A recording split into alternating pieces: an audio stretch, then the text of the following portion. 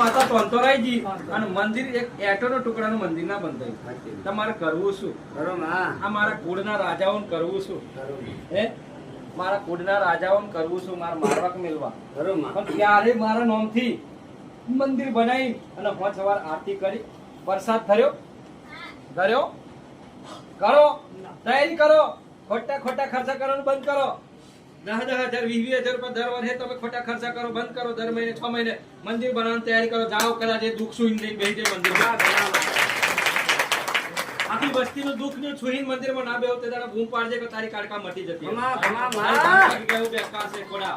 ખાલી તે દાડા બૂમ પાડજે. કારણ મને વસ્તીની પડેલી છે, મારા કુટુંબની ગોમની પડેલી છે. મને હારી આશીર્વાદ ને કૃપા કરતા મને આવડે છે ગોડાઓ.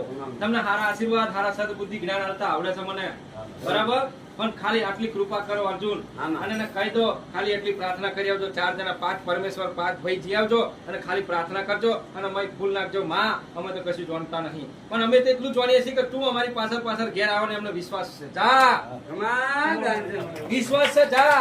વગર ટિકિટે અને વગર ભાડે તારા સીટની બાજુમાં ના બેહીને આવું તો માતા મટી જાવ. અને મારું વરદાન છે, આશીર્વાદ છે.